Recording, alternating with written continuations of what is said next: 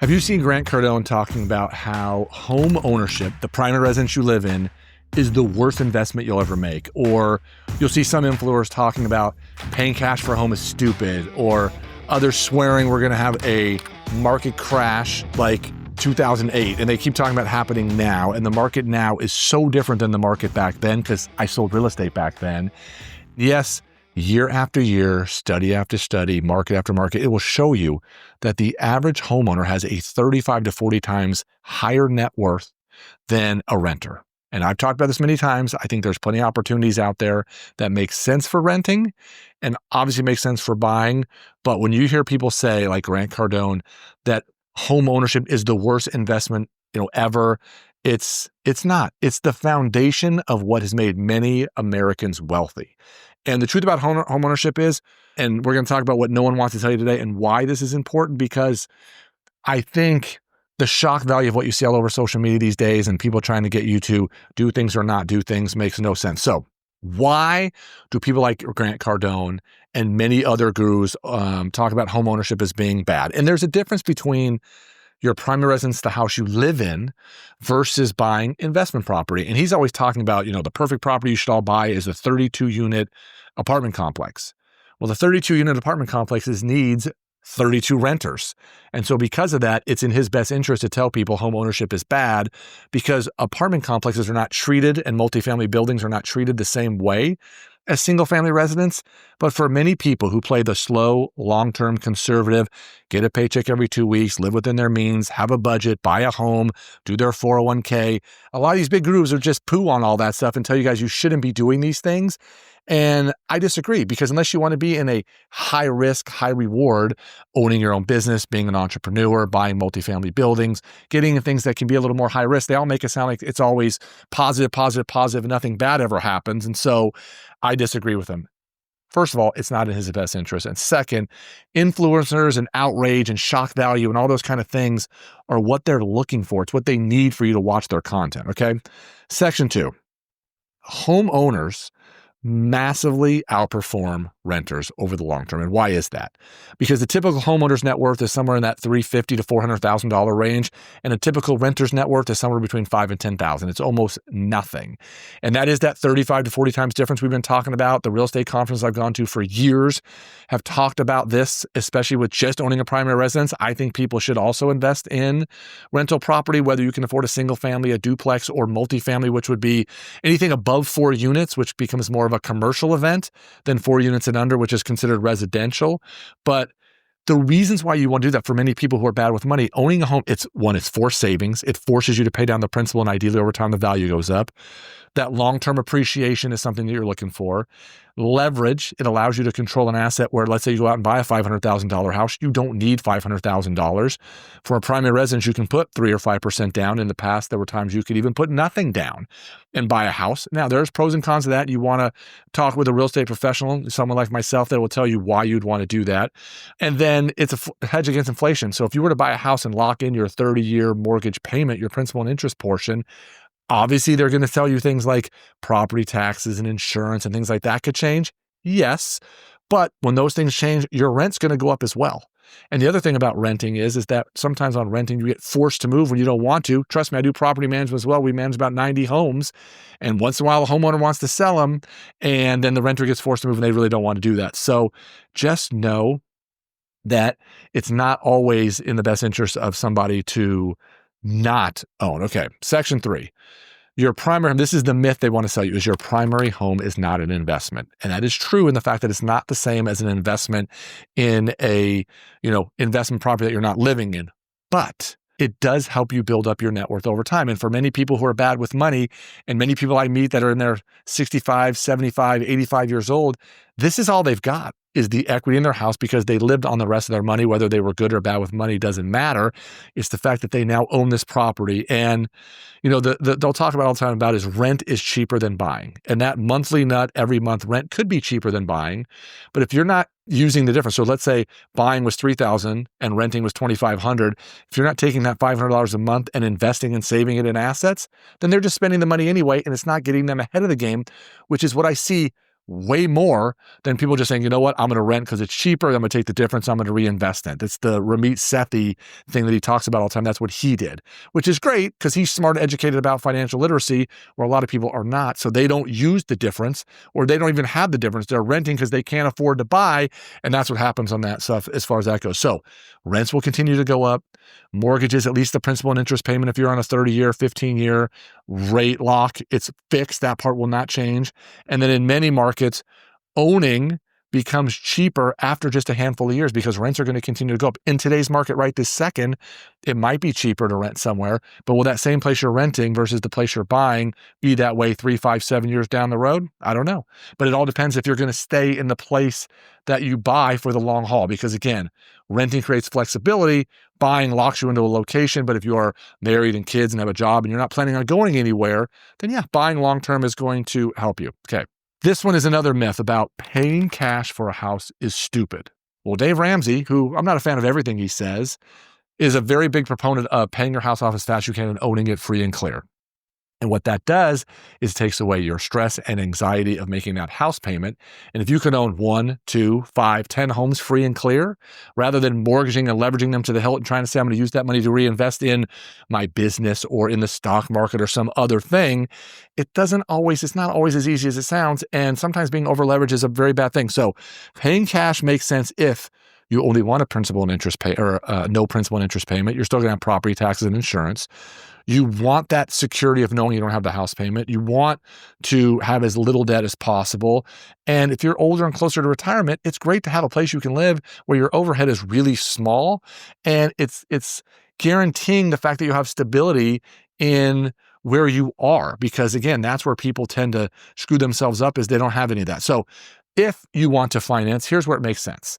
If you want to have some of that cash available to you to do some other things, if you want to say, like, I have a house interest rate now under 3%, if I want to take some equity out against my house and use it to invest in something that I'm pretty sure I could make more than 3% in, great. But I choose to make enough money to invest other money in other things and try to get that house paid off. If you want to maintain some more liquid cash for emergency funds or other things, there's lots of reasons why you want to have your cash accessible, but I think you should be able to do both. Have cash accessible, build up an emergency fund, and home your home free and clear. Okay. This goes right into one saying you shouldn't pay cash for your home because you can use that money for something else, but it's also saying you should never pay off your mortgage. And the only reason that you would not want to pay off your mortgage is you want to have that liquidity. And right now, because so many people do have some 2 and 3% interest rates, they might want to use that money and put it somewhere and be able to safely in a CD or in a T-bill or something earn more than what they're paying. They could easily do that, which I get if you don't want to pay it off early. But the reasons is then you're guaranteed, like, no one's coming for you. You have no mortgage. You have no bank coming after you. You have no way to lose your house. Psychologically, anxiety-wise, just it's a good feeling. One of my friends he's worth a ton of money, owns a home that's probably worth close to $3 million. He knows financial literacy-wise, it probably doesn't make sense to own his home free and clear. But that was his goal. He had an age goal. I want to own my home free and clear. He does it. He has plenty of other money doing plenty of other things. And even still, lots of these gurus you listen to will tell him, well, you're doing a stupid thing because you could take that money and borrow $1 million or $2 million against your $3 million house and invest it and make more money. But that's not what he wants to do. Just doesn't make any sense from that feeling of less risk and not feeling this pressure to have to make more money is what works for him. And so we'll go from there. Another myth, which is one of my favorites that I get to hear all the time now, is about the crash. The market's going to crash. And literally, I was here when the market crashed. I sold real estate in 2006, 7, 8, 9, when the market really did, and the financial world really did crash. And we almost had an even bigger problem than what we even had back then. And so the people that keep talking about, I keep seeing these videos about the market crashing every year since COVID started, right? It's going to crash in 22, 21, 23, 24. It's going to crash next year. They don't know what they're talking about because this time around, one, we don't have subprime loans. We don't have liar loans where you just had, I call them, you didn't have to prove what your income was. We don't have 1% teaser arms where the interest rate was going to go up in a year or two. We don't have a lot of these just unusual products that were being sold back in the day.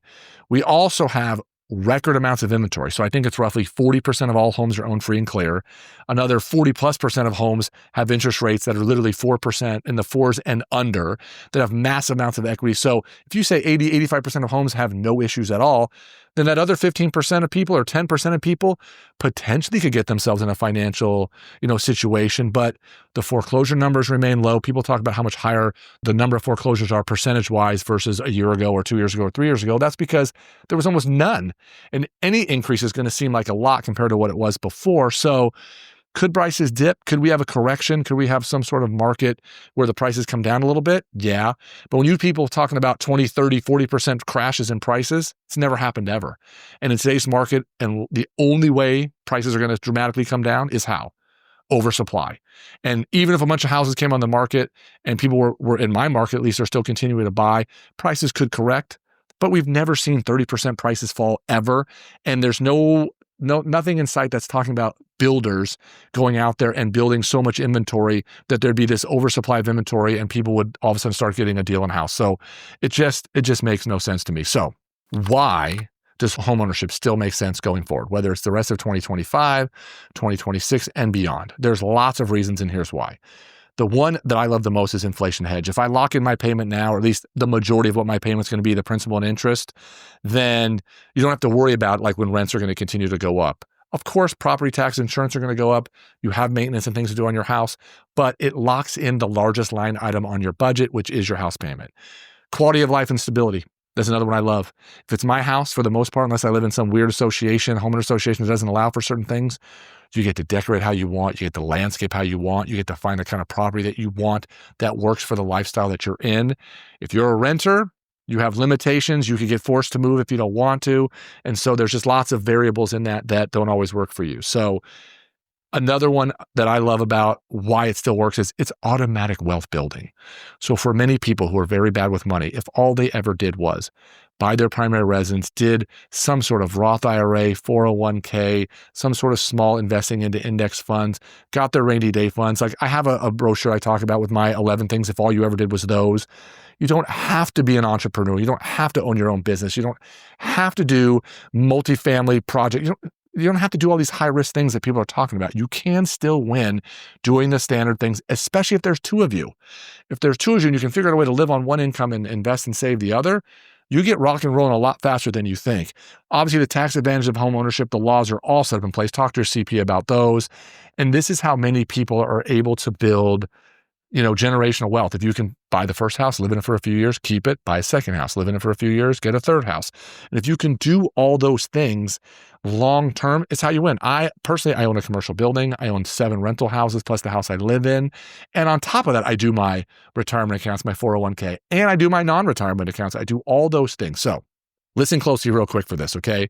Buying a home is not for everyone. Certain times of your life, certain positions that you're in, it's not always the perfect time to buy a house for somebody. But the idea that this is the worst investment you'll ever make and that Grant Cardone is trying to sell you on this is the worst investment you'll ever make is ridiculous.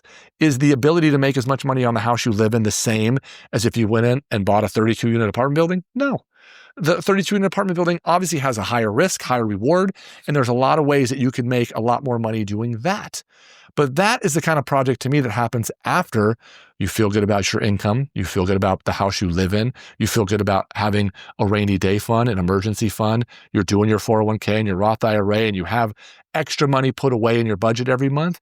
Then you could talk about doing some of those things. But for them to say it's the worst thing that ever happened, or that you should never pay it off, or you should never buy cash is just ridiculous. Because for most Americans, it's the single biggest financial decision they're ever made. It usually is the biggest piece of the net worth that they ever have. And if it was up to me, I would tell you, ignore the noise, ignore the clickbait, look at the data. Homeownerships build wealth, renters, again, in short bursts in certain times of your life, it makes sense, but not as a long-term thing. So if you're thinking about buying a home in Reno, Nevada, reach out to me. I'm happy to help you, or even the surrounding cities to Reno, Nevada.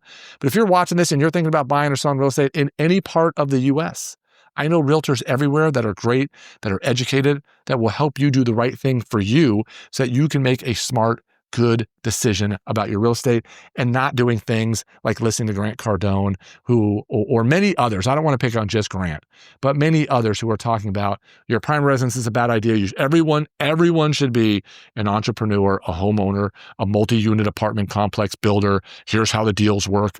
That is not for everyone. There's a lot of ways to do this. And the biggest one, and we'll make a video about this, is deciding for yourself mentally what you're comfortable with, what you want to do, how you want to do it, and building up a life that works for you. What is your definition of wealthy and comfortable and feeling good about everything that you're doing? So hopefully that helps. If you have questions about this, or a lot of things that are going on in the real estate market right now with 50-year mortgages potentially and 30-year and 15-year and how it works, and should I do cash and should I buy a primary or investment, whatever it is, let me know. Happy to help you figure those things out, whether it is in my market or in others, and we'll figure out a way for you to build and set up your journey to long-term wealth.